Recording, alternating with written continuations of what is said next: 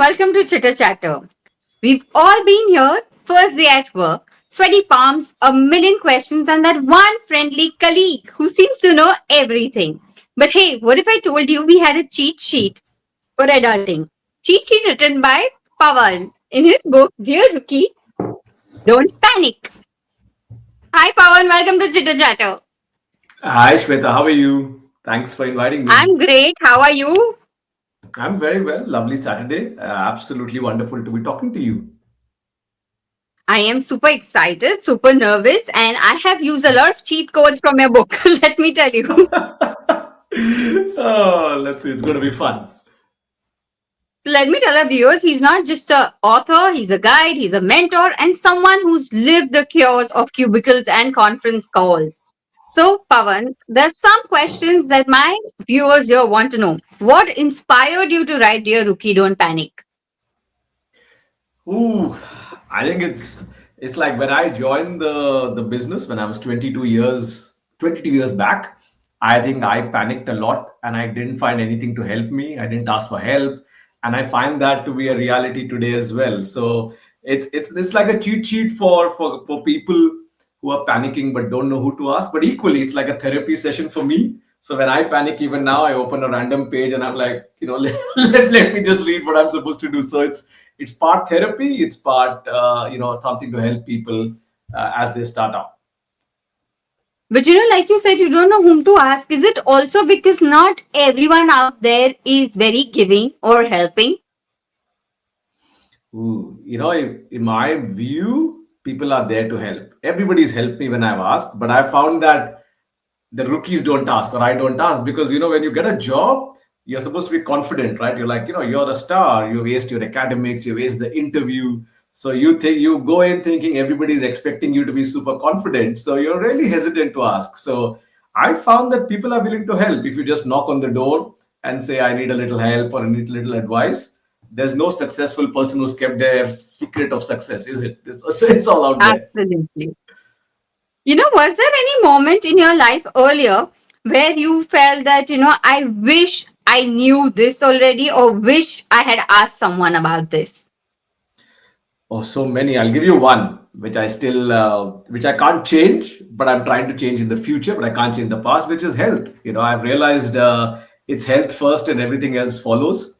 And when you're young, you're like a new phone with a battery at 100%. So you can really, everything is working. But over time, it's like your phone gets old, you can't replace it. It's the same phone, and your battery gets drained. So it takes longer and longer to recharge. And I wish someone had told me that, better please take care of your health from day one. There's more energy, but there's going to be a time when you're going to regret not taking care of it. So yeah, that's the number one thing I wish someone told me. Why do you think so many young professionals feel overwhelmed, when they're at work, especially in their early years? Uh, in my experience, it's a lot to do with competition because it's a very big, tough world. So one is, you're out there, you're trying to make a mark for yourself. It's early days, and you think you're competing with everybody, so you get stressed. Two, it's very different from what you've learned in college, where it's just, there's a syllabus, there's a prof who's teaching you, you know what to do, you plan for the exams, and you go. And here it's all like the wild, wild west. So you have no idea.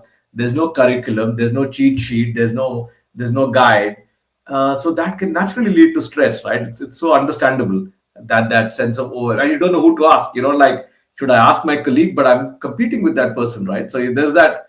Whereas in student age, you're talking to everybody. Everybody is your friend. Everybody is, you share your fears, your aspirations, your doubts. But suddenly, when you join, you're like, "Hey, I'm going to keep it to myself because I don't want that person to see how I feel." How do you cope with stress? Because stress is something that is always a part of your life, no matter what. It's just that you need to handle it. So, how do you handle your own stress? I'm still learning. I'll tell you something I learned from a friend of mine. Right, he said stress happens when you don't act on something. At least is one manifestation, and I realized that's so true. So if I'm worried about something, let's say with my boss, if I keep thinking about it and I don't ask my boss, the stress is building up. If I ask and we have a conversation, it calms down, right? Similarly, if I'm like, oh, I'm worried about my health as you're speaking, I'm like, worrying about my health will not make my health better. I better go for a walk or I better go to the gym. So I think inaction is causes stress, is what I've learned. And now I've learned to act. And we all feel lazy. So either you find a partner who will pull you or push you. So that's my wife. So I'm like, please, either you pull me or if I'm being too lazy, just push me. So I get into action mode and then my stress levels come, crashing down. I think it's thanks to your wife we are also having this chitter chatter and sharing these insights with viewers, because if she wasn't the push force behind it, this wouldn't be happening here. So I have a lot of gratitude towards her. No, I tell you, if she wasn't here, the book wouldn't have happened. But equally, I've learned the single most important decision you can take in your adult life, if you're choosing to get married, is who you're getting married to. Right? That's it. Baki sab you can undo and do, but there's one decision, and thankfully, at least I did it right. You'll have to ask her if she did it right, but at least from my perspective, I did it right. I shall keep that question for after our chitter chatter. Getting back to the book, if the book Dear Rookie Don't Panic was a coffee table book manual at every office, what chapter do you think most people would have dog eared? Oh, there's just one which I still follow every day, and it's one I was reading this morning as well. It's called "How You Doing." I've taken that phrase from the serial Friends when Joey keeps saying that to other people, and I've realized that's the most important thing, particularly on a coffee table. If two people are sitting and having a coffee, I'm like, before you talk on work, just check in on the other person as to how they're doing. You don't know what's happened in their life. You don't know whether they were having a tough night because their kid was sick, or their parents are unwell, or they had a horrid time coming into work, or something. We instantly assume that when you're walking into office, everything is fine. So I'll just ask you on my expectations. But I think if you just take 2 minutes to check in on people and connect at a human level, it changes everything on work, because the person goes like, "Oh, you're treating me like a real person, right? You really want to know what's going on in my life. You want to know why I'm not, smiling so much today like I was yesterday, or you want to know why I'm looking tired." So if there was one chapter, it's that one, saying, "How you doing?" That is so true. We literally expect our humans to be like Chat GPT. We straight the moment you meet the work person, you're like, okay, this, give me your answer. If you want that, then you should ask ChatGPT. But I think that's the beauty of human relations, right? So I think as long as we're working with each other as humans, I think having that human connection helps. Because I would also want someone to know, like one of the days I was sitting, it happened this week, right? That one of our colleagues was sitting a bit quiet in the meetings, and my boss took the time out to ask her after the meeting, saying, "What happened? You were not your usual bubbly self." And there was a conversation, and she found out something, and that, like, wow, you wouldn't. Otherwise, you're like, "Hey, look, that person is not paying attention. They're not, engaged at work. They're not serious." I'm like, no, they were just having a moment in life. And once you know that as a boss or a colleague, you're like, okay, it's nothing else. Now I can work with you on this. So yeah, it's that. Your title is so like the moment I saw the title, it's pretty catchy because we all panic. We all have our panic moments. Sometimes the frequency increases. Sometimes it's just there, and when you need that one person telling you, "Listen, don't panic. It's all under control." Though you might find the solution, but you just need to hear that. So, how did you think of this catchy title? Was it because of your personal panic moments? Like, what's behind the title? I think a couple of things. I think the first is, first, let's say the title came from a good brainstorming with my editor at the publisher. So that's something I've learned, saying when you brainstorm with people, it's not my idea or your idea, it's a new idea altogether. So this came from a brainstorming session, and it came because we were speaking, saying, "Who's this book for?" It's for new people, it's for youngsters entering the corporate world. So we said, that's it. So that's where the rookie title came from. And the "don't panic" came from exactly your insight, saying nobody says that they're panicking, right? Nobody says. So we're like, let's put it out there, saying, well, I know you're panicking because I've been there. And then it just happens. So that's and yeah, I like it as well. Now I'm like, it's not a bad title. It's a very catchy title. Like whenever I read it, just the title itself. So the book took me a little longer to read, Not because it's not easily written, it's just that you don't want to get done with it. It's like, you read a chapter, you're like trying to implement it in your work life, whether it's a corporate life or not. And every time I saw the book by my table side, I'm like, don't panic. So the title is very catchy. Tell No, us no, it one is. chapter that rookies must absolutely not skip besides how you doing. I think it's the first one where I call out the hits of life, which is health, integrity, trust, and showing up. Because that if you've got that in order as a foundation, you can build anything. We already spoke about health, but I think on health for me, it's not just physical health, which is getting a lot of attention for the right reasons now, but it's equally mental health, emotional health, your spiritual or purposeful health, because you have to be healthy holistically if you want to be helping others and carry on. The second is integrity.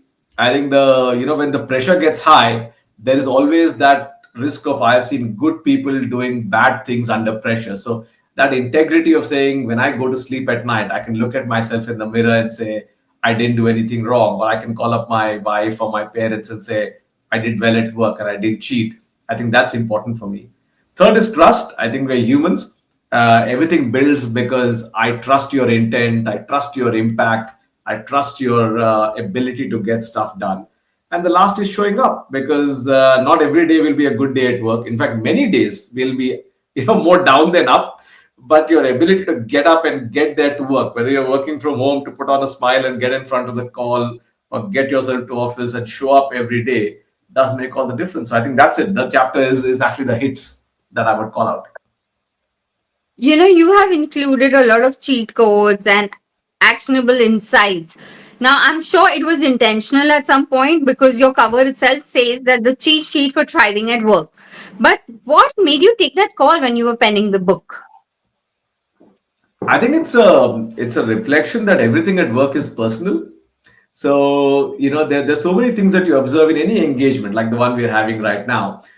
There's so many things happening behind the scenes, and I'm like, I would sit in a meeting every day, or sitting in my train ride up and down from work, and I would jot down a thought, and I'm like, these are just cheat sheets. You can literally open up any page, and get some advice. Like I was seeing it today this morning, and I got one saying, "Be a radiator, not a vacuum cleaner." And I'm like, "Yep, I remember because that was a line a boss told me once, saying, if you're entering in the room, radiate energy, radiate positivity, because it will spread and you'll rate. Don't be a vacuum cleaner and don't suck the energy out of the room. So when you walk in, people are like, you go down."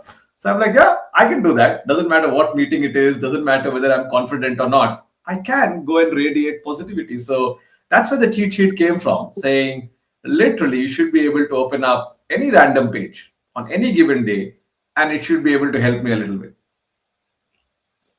Let's play a quick game. I'll throw you a rookie situation at you, and you tell us a tip you offer. So, first presentation, and your voice was shaking. Drink a glass of water, right? I'm like, because it allows you to calm down, it allows you to breathe, it also makes you look sophisticated, saying, while you think about the point I just said, I'll just drink some water to allow you to understand. So that's the biggest cheat sheet I've got. I always carry a glass of water wherever I go, so it adds the sophistication while I'm panicking inside. I'm like, it's gonna be okay, it's gonna be okay. There you go. You made a mistake in a client email. Ah, I've done so many.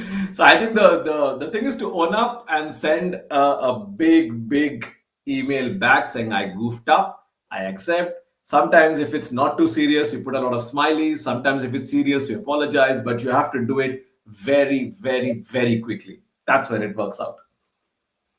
Gossip, office gossip circles, and if you feel left out.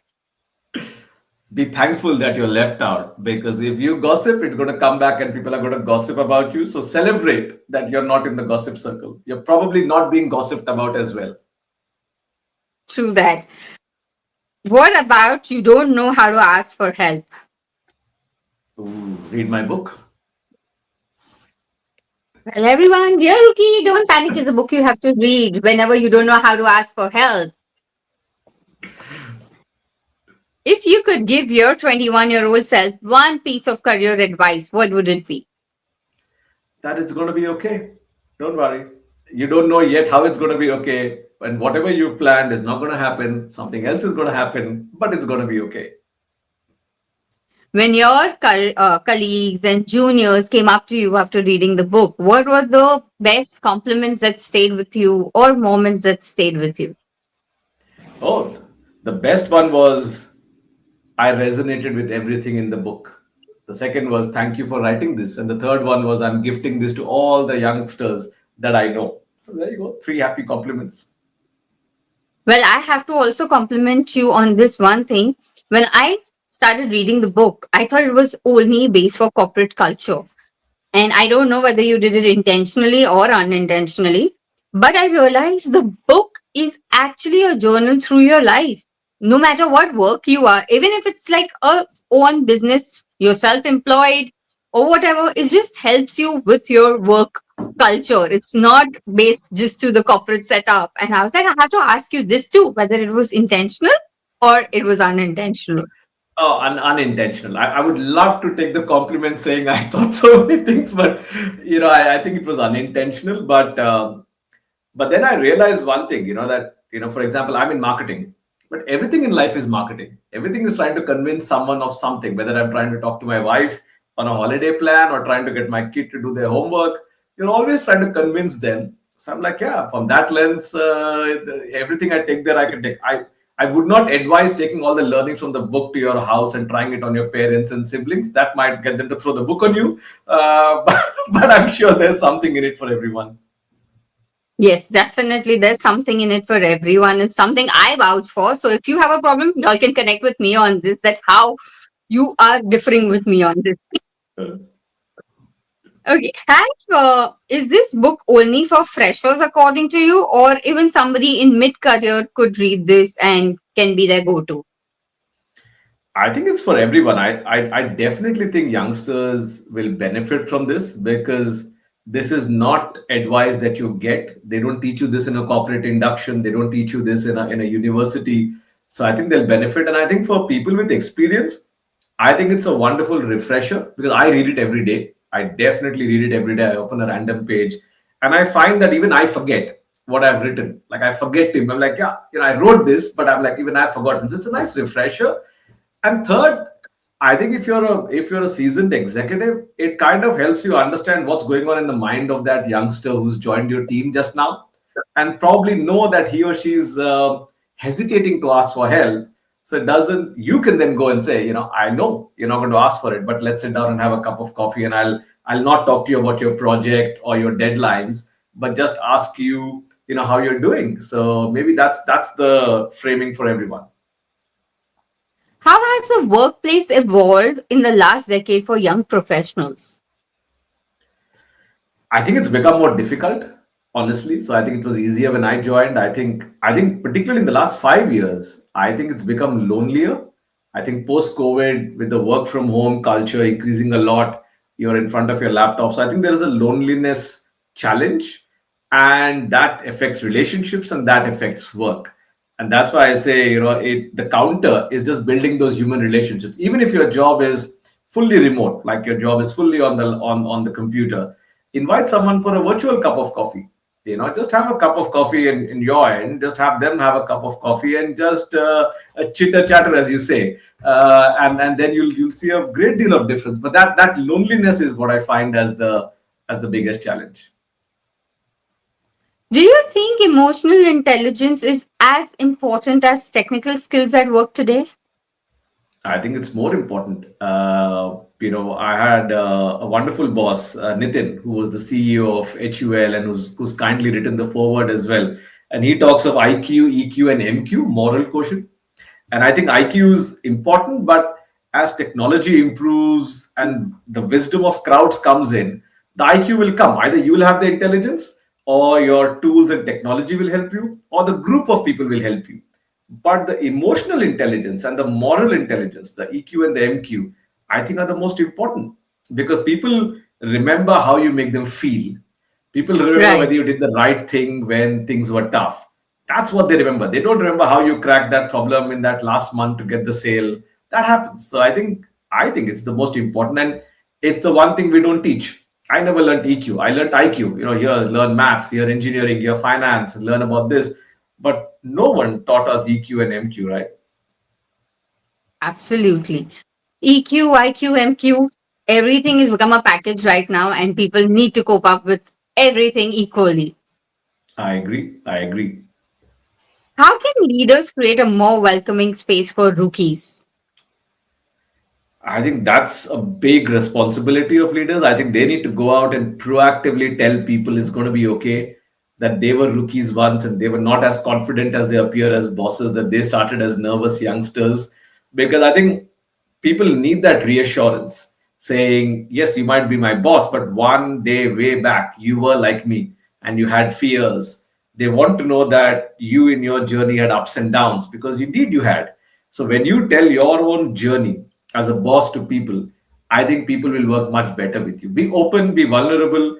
I think you will inspire your team much more if you show the failures, if you show the softer side, if you show them that you're not always as confident as you appear to be. I think that's the biggest thing they can do. What was the funniest rookie mistake you made? Getting kidnapped. It's not something that they teach you in an MBA school. Where I went to diffuse a normal distributor versus company, difference of opinion, only to get locked up in a warehouse with my sales officer and get 100 factory workers with all their tools to come and rescue me. It is the most bizarre thing that ever happened to me, and I learned a big lesson on my EQ on that day. Like there surely would have been a better way to solve this than getting locked up. So yeah, there you go. Have you ever had like office pantry tales and coffee or chai? Something that you can share with us? So many, that but like I said, gossip is not good. So it's like I take it in and I put it out. But I'll tell you, I'll tell you one, right? There was once then all of us were gossiping. Someone like, oh, this is going to happen in the company. I know this because that person told me and the other person told me. In the end, nothing happened. It turns out that one person's cooking a story and then you believe it and then it goes round and round and round and you create these castles in the air. But in the end, you wonder, I wasted all my time and nothing happened because it's just gossip. And that's when I realized, gossip is such a waste of time. It feels good in the moment, right? Because you're like, yeah, yeah, yeah. But afterwards, you're like, hey, what a waste. So, yeah, there you go. If your book was a Bollywood movie, what would it be called and who would play the rookie? Wow. Shahrukh could play the rookie because I like him. That's I think he embodies it, the sensitivity and the confidence and the vulnerability. And I think maybe the movie would be called. I'll give you maybe Bazigar because कुछ पाने के लिए कुछ खोना पड़ता है. You have to Kuch let khona go of padta. something. Yeah, so that's the classic life lesson in life. So maybe not the protagonist, but maybe the title from there. Or you could go with kuch hota hai because something will keep happening through your life and you don't know what it is. So there you go. That's maybe two titles. Okay, now you divided your book into three major parts: you versus you and others, and the future you. So, if you had to be like, tell us this in really small copyright phrase for the viewers, what would it be? I think you versus you is the fact that you're competing with yourself, not with anybody else, and wanting to be the better version of yourself. You and others is all about the and because only you can only do great work when you work with others in a team. And the future you is all about knowing that you will improve and one day you will give it back in terms of what you've learned to everybody else. Those are, I think, my three lines for the phrase. If a nervous fresher is watching our chitter chatter this right now, what's that one line you would want to tell them from your book? Ooh, uh, I'm thinking. I'm like, there's so many lines. So let's give you one. I Tell us think quite a few. It's okay. You don't need to zero down on one. We are all I'll give yours. you Give us a a. few. I'll give you first. I think if it's a nervous youngster, I would say do first, talk later, right? Because in college, sort of, you're like, oh, because in your interviews or your the way you got in, it's all by talking. And they go, क्या बात करते हैं, इसको लेंगे. But when you come in, they're like, अभी आप बंद करो, पहले काम करो. So do first, talk later. I think the second one is don't fit in but stand out because you've come in. But if you fit into the furniture, no one's going to notice you. And the Correct. third one is go one up, which is don't do the work you're given, do more than that. Put your hand up and say, I'll do more. I've seen that, work. I like that. So go one up. So maybe those would be the three lines for youngsters. Like you said, a lot of people also, when they don't get appreciation, don't raise their hand. And they're like, though appreciating good work is very important, it still lacked a lot in the office culture. Not every boss is doing that or whatever. How important do you think is appreciation, and what should one do when he's not being appreciated but loses I his that's me. If you don't appreciate me, I become very sad. I'm like, so I think, well, a couple of things. I think the first is I've learned over time that sometimes when you work, your boss doesn't even know that you're doing the work. So you're not getting appreciated because you haven't updated someone or you haven't told someone. So I've learned the hard way to send stuff out to my boss. Not like, please appreciate me, but I'm like, here you go, boss. This is what I've been working on. Here are the tasks. Here's what I've achieved. And I just wanted to tell you that it was slightly difficult or whatever. And you go like, wow, I didn't know. Well done. Right. So I think the first thing is we are taught to keep our head down and work. I'm like, yeah, keep your head down and work, but let people know what you're doing. And then trust me, you'll get appreciated. That's one. Two is to definitely appreciate other people first because it comes back. So fine, you're not getting up, but you noticed a colleague or you noticed your boss or you noticed your team member or a partner. Say thank you to them. Say well done to them. Saying I was observing you work and I was like really impressed and well done. When it spreads that you're the one who spreads joy, who's spreading appreciation, people will appreciate you back. So I would focus on that because that's in your control than hoping that someday someone's going to, appreciate me. So appreciate others and tell people about your work, and then I'm confident it'll come back to you. what's next for you as an author? Are there more workplace wisdom books on the way? I don't know. I don't know. I think for me right now, it's focusing on getting this book out to everyone. I think there's a lot of work to be done, but maybe, hopefully, there will be another book. I don't know what to call it. Maybe it'll be Dear Manager, Don't Panic, or if I'm old enough when I'm writing it, maybe Dear Retiree, Don't Panic. Depends on when I write it. And maybe somewhere hashtag viewers just appreciate. I know. Yeah. So yeah, let's see. I've never taken life too seriously. I think it just comes. I never had a plan to write a book. It just happened. I never knew I'll get to meet someone as wonderful as you. I met. So I'm like, yeah, let's see how life goes. And likewise, I said, though I'm not in the corporate culture, your book has helped me a lot. It has changed my perspective on a lot of things. It has helped me grow. And before we say goodbye, I would like to tell panic is optional, progress is possible. And dear rookie, you've got this. So go get your copy and message Pawan so that he writes many more books for Dear Manager, Dear Retiree, and a lot more. Thank you, Pawan, for your time for Chitter Chatter. It was really great to have you. We have a lot more questions, and maybe we should keep the Chitter Chatter going on with you. Thank you so much, Shweta. Have a wonderful day and thank you for what you're doing. I really appreciate it.